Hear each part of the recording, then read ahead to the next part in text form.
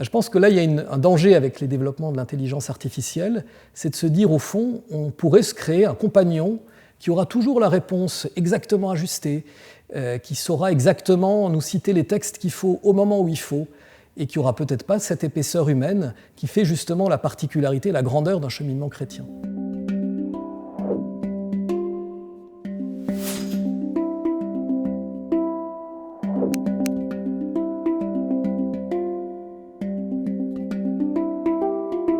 Bonjour frère Jacques Benoît. Bonjour. Merci d'être là avec nous. Vous êtes dominicain de la province de France. Vous enseignez la théologie morale à l'Université catholique de Lyon. On vous accueille aujourd'hui à Fribourg. C'est une ville que vous connaissez bien parce que vous y avez vécu 9 ans. Vous avez étudié la théologie. Vous avez soutenu votre thèse récemment, là en février, ici à la faculté de théologie. Avant d'être dominicain, vous avez étudié et enseigné l'économie et la sociologie. Alors avec vous aujourd'hui, on va parler de l'intelligence artificielle. Mais commençons peut-être par là, c'est quoi l'intelligence artificielle ? Alors c'est vrai que c'est un terme dont aujourd'hui pas mal de gens parlent, hein, et il me semble que déjà le terme lui-même il est un peu piégé, parce qu'on parle d'intelligence, c'est-à-dire qu'on parle d'une capacité a priori humaine qu'on va appliquer à une machine. L'intelligence artificielle, c'est la façon dont aujourd'hui un certain nombre de programmes informatiques, d'ordinateurs en réalité, sont susceptibles de créer des contenus qui peuvent aider les personnes humaines justement dans leur quotidien, et les aider d'une façon intelligente, justement, c'est-à-dire en réfléchissant sur des requêtes qu'on leur fait.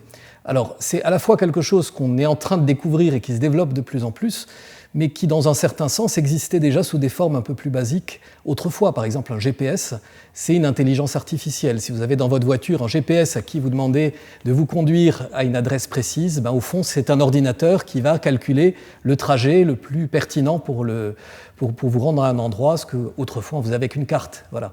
Et évidemment, ça se développe et on aura l'occasion de voir plein d'applications, y compris dans le domaine de l'Église. C'est vrai que ça se développe, et une des émanations qui a été assez impressionnante l'année passée, c'était ChatGPT. Est-ce que vous vous souvenez, vous, de votre première impression, de la première prise de conscience de la puissance et de l'efficacité d'un outil comme ChatGPT ? Voilà, alors justement, la particularité de ChatGPT, c'est qu'à la fois, il y a énormément de bases de données dans lesquelles ils viennent puiser les informations qu'on leur demande de générer, mais surtout aussi, ils répondent ces chatbots, ces intelligences artificielles, avec une formulation de phrases, on va dire, qui les rapproche vraiment du langage humain. Et moi, je dois dire que c'est une des choses qui m'a le plus frappé la première fois. C'était pas tant la précision du contenu, même si c'est déjà assez bluffant, mais c'est aussi la façon dont, naturellement, on peut dialoguer, finalement, avec ce genre d'interface. Et de fait, oui, je m'en souviens bien. J'avais posé des questions assez précises en théologie, et je lui avais même demandé à un moment donné de faire une homélie.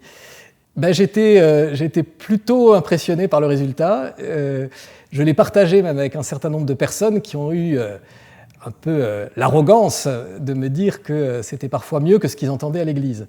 Donc voilà, que la machine avait déjà dépassé le prédicateur. Alors ça ne m'a pas fait plaisir comme dominicain, mais je me suis dit que c'est peut-être pas tout à fait faux et que ça doit nous faire réagir. Vous vous souvenez du sujet sur lequel vous l'avez interrogé ? Oui, je lui avais demandé, parce que je trouvais qu'il fallait un truc un petit peu difficile, de faire une prédication sur le psaume 8. Donc ça impliquait qu'il aille chercher ce que c'était le psaume 8, puis qu'il construise une prédication autour. Alors ce psaume 8, c'est un psaume qui parle de la création, de la place de l'homme dans le monde, et il avait su tirer quelque chose d'assez intéressant. Alors on va y revenir parce que je lui ai demandé à l'intelligence artificielle de commenter l'évangile du jour. On va le voir tout à l'heure. Je lui ai aussi demandé à l'intelligence artificielle quel était le principal défi pour l'Église. Alors je vais vous lire sa réponse, on va l'entendre aussi, et puis on va essayer de la commenter. Donc c'est ChatGPT qui dit « Le principal défi que l'intelligence artificielle lance à l'Église est de s'assurer que l'évolution rapide de cette technologie se fait de manière éthique et alignée avec les valeurs chrétiennes. » Qu'en dites-vous ? C'est toujours aussi impressionnant de voir comment est-ce que ce genre d'interface arrive à elle-même se mettre, on va dire, à prendre du recul par rapport à sa propre capacité de calcul, comme si effectivement elle arrivait à avoir une réflexion sur sa propre pratique, comme le font les êtres humains. Donc il y a déjà quelque chose d'un petit peu impressionnant, voire même un peu glaçant. Là où je nuancerais peut-être, puis on reviendra sans doute sur ce point plus tard, mais là où je nuancerais peut-être, c'est que je ne suis pas sûr que c'est uniquement dans l'usage, en réalité, de cette intelligence artificielle qu'il faudrait voir la finalité éthique de son utilisation, comme il le mentionne, mais aussi la façon dont ça va changer, et dont ça change déjà nos représentations et notre manière de vivre.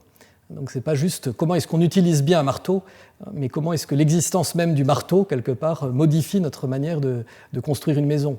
C'est un petit peu ça l'intelligence artificielle. Ce n'est pas juste est-ce qu'on va bien s'en servir en vue d'une fin qui sera bonne, mais aussi prendre conscience que c'est en train de changer de façon profonde notre manière de vivre. J'aimerais revenir justement sur cette question du rythme.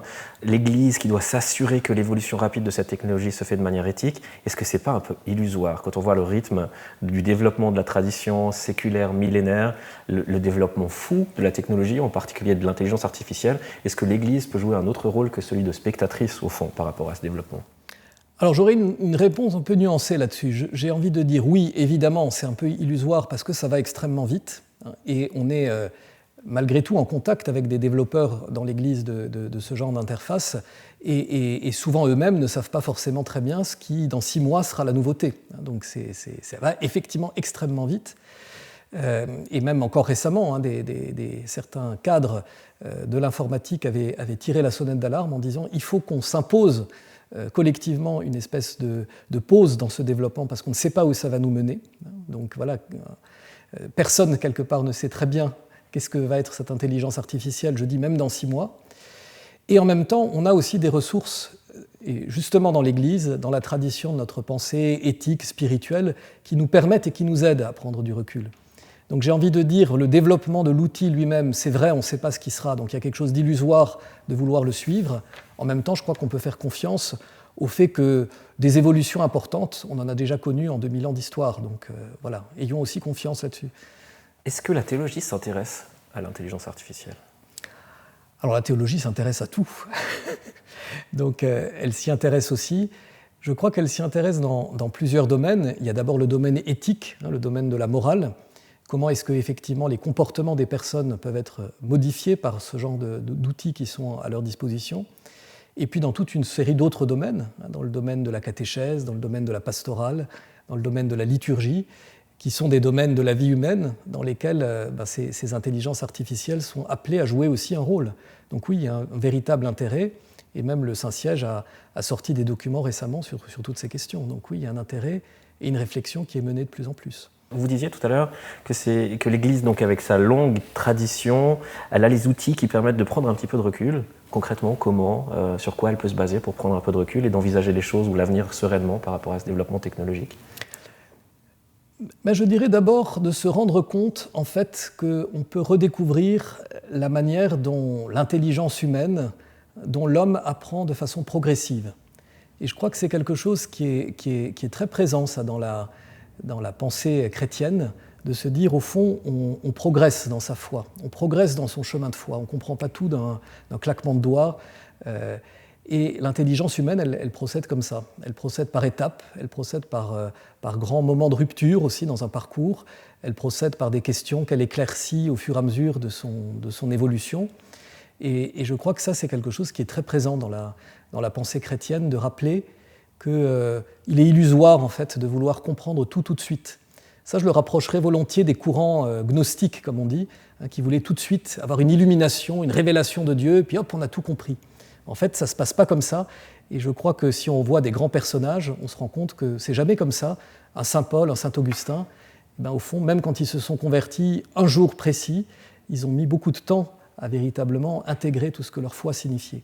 Voilà comment je trouve que ce recul de la foi nous aide à nous dire l'intelligence, ce n'est pas un éclair, ce n'est pas la réponse à une question, simplement. Il s'agit donc d'accueillir un certain inconfort, le fait qu'on ne sache pas tout, c'est ça, c'est une posture au fond. Exactement. Je crois que c'est accueillir le fait qu'on ne sait pas tout de suite et que quelque part notre incapacité à tout comprendre et à tout savoir tout de suite, ça ne veut pas dire à chercher toujours à comprendre mieux, mais notre incapacité à saisir tout d'un clin d'œil, c'est ce qui fait notre humanité et c'est ce dont on doit se réjouir. Et voilà, là il y a quelque chose, je pense, qui est un vrai défi pour la foi, de se dire non, la foi, ce n'est pas la réponse à toutes nos questions tout de suite. Ce n'est pas un sens qui est plaqué immédiatement sur ce qu'on vit, c'est un processus, c'est une longue histoire finalement qu'on vit en relation avec Dieu et avec les autres croyants. Si on prend un pas de recul, quel regard l'Église pose sur la technologie, le développement technologique? Alors ça a été une grande question de l'Église au cours du XXe siècle notamment, parce que c'est quand même un des siècles où le développement technologique s'est accéléré. On est en train de vivre une autre phase d'accélération, mais ça s'est déjà passé il y a une centaine d'années maintenant. Et lors du Concile Vatican II, donc de cette grande réunion d'évêques de 1962 à 1965, il y a eu un texte important dans la constitution pastorale Gaudium et Spes qui parlait justement de ce développement technologique et qui consistait d'abord à rappeler qu'il y a quelque chose de bon là-dedans, qu'on n'a pas à opposer justement développement technologique et œuvre de Dieu, qu'il n'y aurait pas à dire par exemple on doit tout attendre de Dieu et puis au fond le développement technologique c'est un peu une espèce d'ambition de l'homme qui voudrait prendre la place de Dieu. Non, au contraire, c'est la manière dont l'homme développe de manière harmonieuse toutes ses capacités créatives, ses capacités intellectuelles, qui fait qu'il est plus pleinement encore à l'image et à la ressemblance de Dieu. Donc Dieu veut que l'homme se développe, et développe notamment sa technologie. Ça, c'est ce que nous rappelle le Concile. Moi, j'aime bien une image qui ne vient pas du Concile, mais qui nous vient de saint Augustin, qui rappelle que toute la Bible commence dans un jardin, mais termine dans une ville. Un petit peu pour rappeler que Dieu, il intègre cette volonté de l'homme de se développer à son projet de salut. Il ne nous fait pas revenir à une case départ où voilà, on serait au milieu des animaux. Non, il y a quelque chose de ce développement et de ce développement technologique de l'homme que Dieu intègre dans son projet de salut. Et le Concile Vatican II, au fond, nous dit la même chose. Donc l'Église a d'abord un regard qui est positif sur la technologie, mais elle dit aussi prudence, parce qu'il y a ce danger, d'une part, de mal l'utiliser, mais plus fondamentalement encore, de ne pas se rendre compte combien est-ce qu'elle modifie nos comportements et combien elle modifie nos rapports les uns avec les autres, puis in fine avec Dieu. Voilà, moi j'aime bien un philosophe qui s'appelle Albert Borgmann, là-dessus, qui a beaucoup insisté là-dessus, sur la façon dont, au fond, on ne se rend pas toujours compte combien est-ce que notre vie est modifiée par des évolutions technologiques. Un exemple tout simple, la voiture. Aujourd'hui, on se déplace essentiellement avec des voitures. Je ne parle même pas de la question écologique que ça peut poser, qui est aujourd'hui très, très réfléchie, mais la façon dont on envisage aujourd'hui le transport d'une manière qui n'était absolument pas celle des personnes qui ont encore vécu il y a 150 ans. Et donc, on envisage les distances, on envisage notre capacité à nous rendre d'un point à un autre d'une manière totalement différente. La manière dont la lumière électrique aussi a changé notre rapport au temps. Je le vois par exemple dans le domaine de la liturgie. On ne se pose absolument pas la question de se dire on va célébrer les laudes, la prière du matin, exactement au moment où le soleil se lève, alors que c'était ça son sens. Pareil, on ne se dit pas il faut célébrer les vêpres au moment où le soleil se couche, alors que toute cette liturgie, elle nous pousse normalement à ça, être connectés à la lumière de la nature. C'est vrai que la lumière artificielle, elle fait qu'on peut célébrer à heure fixe pendant toute l'année, que ce soit en plein hiver ou en plein été. Et là, on est déconnecté dans un sens de ce rapport au cosmos, de ce rapport à la lumière naturelle qui était présent dans la prière des premiers chrétiens, par exemple. Alors je ne dis pas qu'il faut revenir à ça, mais au moins il faut prendre conscience du fait qu'on est arrivé à ce genre de déconnexion. Donc ce n'est pas juste la question, est-ce que je me sers bien d'une évolution technique, mais comment est-ce qu'au fond une évolution technique, elle modifie ma capacité à habiter ce monde, et y compris à habiter ma prière. Et en quoi l'intelligence artificielle, est-ce qu'on peut déjà essayer d'imaginer en quoi elle peut modifier notre capacité à habiter ce monde, la prière, la vie de l'Église ? Alors, à habiter ce monde, je crois qu'elle le modifie déjà parce qu'elle ne nous donne plus quelque part cette distance au savoir, elle nous donne plus cette bonne frustration parfois qu'on a à ne pas savoir, même des choses toutes bêtes, je ne sais pas moi, la date de naissance d'une personne illustre, hop, on allume notre téléphone, puis tout de suite on va regarder, on n'a pas ce temps finalement qui nous aurait permis de chercher, de nous plonger dans autre chose. Il y a un peu un côté ping-pong, quoi. Je veux ma réponse immédiatement. Donc ça change, je trouve, le rapport au savoir, et je peux vous le dire, on le voit chez les étudiants, et aussi chez les élèves, même dans les collèges, dans les écoles, beaucoup d'enseignants le disent, il y a un nouveau rapport au savoir qui n'est plus du tout celui d'une recherche patiente qui peut exister. Et puis dans le domaine plus spécialement chrétien, je crois qu'il y a évidemment une évolution là-dessus, notamment sur la manière dont on a besoin de l'autre pour avancer dans la vie chrétienne. Moi, je suis toujours assez frappé quand je célèbre un baptême par le fait que le petit baptisé, il sort de l'Église avec souvent une seule chose, plus exactement, l'Église ne lui donne qu'un parrain et une marraine pour être sûr qu'il va grandir dans la foi. Il ne lui donne pas un petit catéchisme, il ne lui donne pas une petite reproduction des 10 commandements, il lui donne des personnes concrètes qui ne sont peut-être pas des grands saints ou des grands théologiens, mais qui vont l'aider à, avec ce qu'ils sont, progresser dans sa foi. Je pense que là, il y a un danger avec les développements de l'intelligence artificielle, c'est de se dire, au fond, on pourrait se créer un compagnon qui aura toujours la réponse exactement ajustée, qui saura exactement nous citer les textes qu'il faut au moment où il faut, et qui n'aura peut-être pas cette épaisseur humaine qui fait justement la particularité, la grandeur d'un cheminement chrétien. Vous parlez d'un compagnon, alors j'en ai justement créé un en préparant cette interview, je vais vous le montrer, je ne sais pas comment on pourrait l'appeler, je l'ai appelé Père David, je ne sais pas pourquoi. Je vous propose qu'on le regarde et on va en parler tout à l'heure. Hein. L'argent est un outil précieux, mais il ne doit pas devenir notre maître. Que nous soyons croyants ou non, nous devons utiliser nos biens avec sagesse et discernement, sans nous y attacher comme à des trésors. Les richesses matérielles ne valent rien face à la richesse de l'esprit et du cœur. N'oublions jamais que le véritable bonheur se trouve dans les relations humaines, l'amour, la compassion et l'engagement pour le bien commun. Soyons des gestionnaires responsables de nos biens, mais ne laissons pas l'argent nous définir ou nous éloigner des valeurs essentielles de la vie. Donc c'est un personnage créé de toutes pièces. D'abord l'homélie ou la prédication, on va dire, elle a été créée par Gemini, l'équivalent de Google de ChatGPT. La voix off aussi a été créée par l'intelligence artificielle, sa voix. Et puis la dernière chose, c'est un logiciel qui fait matcher les lèvres avec la voix. Donc tout est créé de manière artificielle, par l'intelligence artificielle. Vous avez reconnu de quoi il s'agit, qu'est-ce qu'il commente ? Je pense que c'est l'évangile d'aujourd'hui, c'est ça ? L'évangile de Marc au chapitre 12. Rendez à César ce qui est à César, à Dieu ce qui est à Dieu. Au fond, qu'est-ce que vous pensez sur le fond de ce qu'il raconte, ce bonhomme artificiel ? J'ai envie de dire qu'il y a des bons éléments. Non, En tout cas, il va dans votre sens quand vous dites c'est les liens qui importent. Oui, il parle du bien commun, il invite ses auditeurs à ne pas être trop focalisés sur les biens matériels. Enfin, voilà. Alors, en même temps, ce que je trouve intéressant, c'est que c'est un discours malgré tout assez convenu. Disons. Alors, je ne dis pas qu'on n'est pas capable non plus comme prêtre d'avoir ce genre de discours. Hein. Je fais amende honorable. Mais c'est vrai que c'est assez convenu, ça ne fait pas de vague. Ça ne vient pas titiller. C'est quelque chose qu'on attendrait un petit peu d'une homélie plan-plan, je veux dire, voilà, dans une église sur ce texte. D'ailleurs, je trouve qu'il ne vient pas saisir un peu ce qui me semble être la pointe de cet évangile, qui est de dire « rendez à Dieu ce qui est à Dieu, rendez à César ce qui est à César, rendez à Dieu ce qui est à Dieu ». Il fait plutôt une espèce de dissertation autour du rapport au bien matériel. Donc cette particularité de la religion chrétienne qui est de se dire on a un rapport particulier justement au bien de ce monde et on est à la fois préoccupé par eux et en même temps on sait que notre cité elle est ailleurs, elle est dans les cieux. Ce rapport particulier au pouvoir politique qui est quelque chose de très commenté mais en même temps de très tendu, on pourrait dire, sur la façon dont les théologiens l'ont compris à travers les siècles, évidemment, il ne l'aborde pas. Il y a quelque chose de très lisse. Et je trouve ce côté lisse, on le retrouve dans la voix aussi. C'est une voix pas désagréable à entendre, malgré tout un petit peu soporifique. Heureusement que ça ne dure pas trop longtemps, parce que c'est quand même... voilà, ça fait un peu voix d'aéroport. Bon, alors ça, peut-être ils l'amélioreront, mais voilà, l'impression que ça me donne de façon générale, c'est que c'est presque un petit peu trop propre. C'est aussi lié à la précision de la requête. Au fond, on peut lui faire dire d'autres choses plus précises, plus fines, en fonction de la requête. Sans doute que la voix va s'améliorer, c'est-à-dire que ces outils ont un potentiel vraiment assez impressionnant. De là à pouvoir nourrir une intelligence, une compréhension de sa foi, est-ce que vous pensez que ça peut être des outils qui soient utiles pour ça ?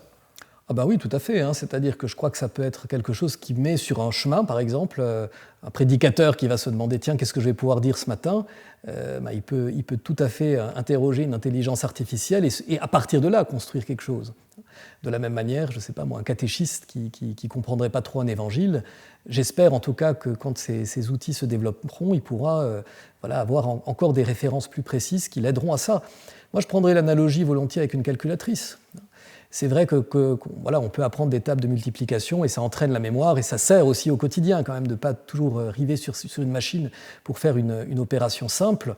En même temps, on ne peut pas non plus faire comme si les calculatrices n'existaient pas et se dire qu'il faut qu'on pose chacun des calculs qu'on fait. C'est un petit peu la même chose. Il y a aussi là des possibilités qui nous sont offertes par ces outils et je crois qu'ils pourront nous servir aussi de façon positive. Mais il faut être conscient de ce que ça implique. Mais qu'est-ce qui lui manque fondamentalement à cet outil ? Je crois que ce qui lui manque fondamentalement, c'est justement la capacité d'abord d'avoir une autonomie réelle, c'est-à-dire que là, il a synthétisé un certain nombre de données que des personnes lui ont transmises. Donc un prédicateur, j'espère en tout cas, il a aussi sa capacité de dire aujourd'hui, je vais prêcher sur cet évangile d'une autre manière parce que, par exemple, hier soir, il s'est passé quelque chose, ou bien parce que je sais que dans la vie de ma communauté concrète, il est en train de se passer quelque chose. voire peut-être sans qu'il le partage directement. Dans sa propre vie, il est confronté à une question et il va prêcher parce qu'il sait que cet évangile va éclairer quelque chose de cette question-là. Je pense que ça nous est tous arrivé, sans que le contenu même d'un discours nous informe précisément, on sent quand une personne vit ce dont elle est en train de parler. Même si elle ne nous le dit pas, même si elle n'est pas en train de nous transmettre quelque chose en disant « attention, là je vous donne un témoignage de vie », mais on sent quand ça sonne juste. Et ça, je suis sûr qu'on n'arrivera jamais à se dire « l'intelligence artificielle sonne juste avec ce qu'elle vit », puisque de fait, elle ne vit rien. Donc, mais cette espèce de connaissance un peu intuitive qu'on peut avoir du fait qu'une personne est en train de nous partager quelque chose d'important, ça, je crois que ça passe dans le témoignage de foi, et ça, une intelligence artificielle jamais pourra nous le transmettre. Donc c'est la question de la relation, au fond. Oui. Est-ce que vous pouvez nous partager très concrètement des pistes ou des manières d'utiliser l'intelligence artificielle qui soient au service de la foi ? Je crois qu'un élément qui peut être très utile, c'est par exemple vérifier des sources ou avoir des références. C'est-à-dire poser des questions à des intelligences artificielles. Alors il y en a un certain nombre qui existent déjà, et voir comment est-ce qu'elles répondent en fonction de la Bible, en fonction du catéchisme, en fonction de textes du magistère. Il y en a qui intègrent aussi saint Thomas, donc des grands corpus comme ça dans lesquels elles peuvent tirer des références. Et puis surtout, elles donnent les références. Donc on peut aller ensuite revérifier ces références et essayer de les comprendre. Un autre exemple qui ne concerne pas forcément directement la foi, mais c'est toutes les capacités extraordinaires de traduction. On est dans une église catholique, une église universelle, et il y a des tas de ressources qui viennent d'autres pays auxquels on n'a pas toujours accès parce qu'on a des problèmes de langue pour pouvoir les traduire concrètement. Voilà, ça c'est par exemple un élément qui est extrêmement positif, de ne pas avoir cette barrière de la langue et de pouvoir traduire un certain nombre de ressources.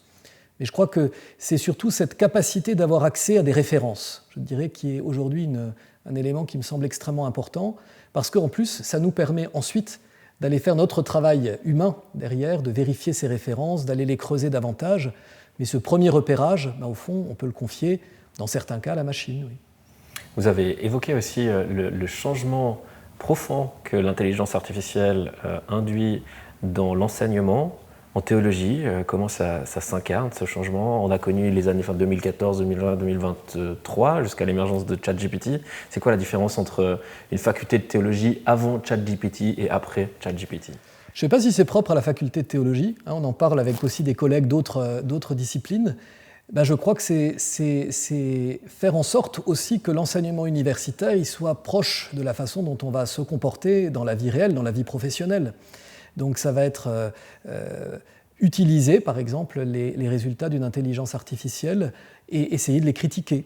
Regarder avec justement le développement d'un esprit critique qui devrait être le sens de tout enseignement et notamment d'un enseignement universitaire, comment on ne va pas ignorer l'existence de ces interfaces, mais regarder comment est-ce que les résultats qu'ils produisent peuvent être critiqués par une intelligence humaine éclairée, j'espère, si elle passe par l'université. Je vais vous raconter une anecdote qui était plutôt une espèce de coup de gueule de ma part. C'est que j'étais un matin en TD de théologie morale, TD des travaux dirigés, donc on a un petit groupe d'étudiants et donc on travaille normalement un certain nombre de cas pratiques, ce n'est pas un cours magistral. Et j'avais des étudiants qui étaient très respectueux, qui cherchent à être très respectueux de ce qu'enseigne et de ce que dit l'Église, ce que je trouve très bien en soi. Mais ils étaient un petit peu dans une perspective où ils ne voulaient pas rentrer dans l'exercice de se dire, au fond, on va essayer d'écouter ce que nous dit une personne qui viendrait en accompagnement spirituel. Ils avaient un petit peu tendance à plaquer assez rapidement une réponse toute faite qui sortirait du catéchisme. Alors je leur ai dit, je n'avais pas du tout prévu mon coup, j'ai ouvert mon ordinateur, je l'ai branché au vidéoprojecteur et je leur ai dit, on va se connecter sur une intelligence artificielle catholique. Et il y en a qui commencent à fleurir. Et la question, on va la poser directement à l'intelligence artificielle. C'était une question sur la contraception. On la pose directement à l'intelligence artificielle. Et on va voir ce qu'elle nous répond. Et elle nous a donné une réponse, non seulement qui était précise quant à l'orientation qu'il faudrait donner quand on est catholique là-dessus, mais en plus, elle citait les textes extrêmement nettement et de façon bien meilleure que ce que j'aurais pu faire comme ça de but en blanc. Et j'ai dit à mes étudiants, vous voyez, peut-être qu'aujourd'hui, la plupart des fidèles ne connaissent pas nécessairement ces interfaces, mais ça ne va pas durer. Bientôt, ils les auront sur leur téléphone comme tout un chacun. Donc, quel va être l'apport particulier que vous aurez ? Ce ne sera pas de réciter le catéchisme, ça, l'intelligence artificielle, elle le fera mieux que vous. Ce sera d'essayer de comprendre, de situer dans la vie de la personne ce qu'elle est en train de vous demander, de regarder aussi comment ça fait écho avec ce qu'elle ne vous a pas dit peut-être, d'essayer de chercher avec elle qu'est-ce que le cœur de la question profonde qu'elle est venue vous poser. Et ça, je crois qu'il n'y a encore une fois qu'une personne humaine qui est capable de le faire. Donc c'est ça qu'il faut développer. Il ne s'agit pas de mettre de côté les connaissances précises, factuelles de ce que dit l'Église, mais il s'agit évidemment de faire en sorte que le pasteur, quel qu'il soit ministre ordonné ou qu'il soit laïque en mission, il puisse, à partir de là, rencontrer des personnes qui viennent l'interroger. Et je dois dire, je suis assez fier de mon coup, donc je fais péché d'orgueil peut-être, mais que le message est bien passé. Ils se sont dit, bah oui, c'est vrai, je ne dois pas être une espèce d'intelligence artificielle bis, parce que de toute façon, là-dessus, pour réciter le catéchisme, la machine me dépassera toujours. On comprend bien l'utilité donc, de ces outils pour comprendre un peu mieux notre foi, la foi de l'Église. Si je vous entends bien, ça ne suffit pas à être un bon chrétien. Alors, c'est quoi un bon chrétien ? Ben, je crois qu'un bon chrétien, c'est quelqu'un qui est ancré dans son baptême, qui est ancré dans l'Église et dans la tradition longue qu'il a reçue, mais c'est aussi quelqu'un qui est capable d'inventer avec ça, pour aujourd'hui, sa manière particulière d'être un saint ou une sainte. Voilà, je crois que c'est ça un bon chrétien. C'est un saint ou une sainte, et un saint ou une sainte, c'est jamais un modèle déposé. Il suffit de se promener dans n'importe quelle église, on voit sur des vitraux, sur des statues, des manières extrêmement différentes de vivre la sainteté. Et je crois que là, il y a quelque chose à inventer pour chacun de nous. On a tous et toutes une manière particulière d'être saint et sainte, et c'est à nous aussi de la trouver, de l'inventer. Alors évidemment, avec ce que la tradition nous lègue, avec ce que l'Église nous donne, il ne s'agit pas de se lever le matin pour réinventer tout le christianisme, mais on a une manière particulière qui dépend de ce qu'on vit, qui dépend de notre histoire, et ça, c'est tout à fait singulier. On conclura là-dessus. Merci, frère Jacques Benoît, pour cet éclairage sur l'intelligence artificielle. Je rappelle que vous êtes professeur de théologie morale à l'Université catholique de Lyon. Merci pour cet échange. Et qu'est-ce qu'on peut souhaiter dans un monde idéal demain d'une utilisation qui soit saine de ces outils pour l'Église ? Je crois que ça contribue, je reviens sur ce que j'ai dit avant, mais que ça contribue directement à notre sainteté, c'est-à-dire à notre croissance authentiquement humaine, parce qu'un saint, c'est un humain réussi.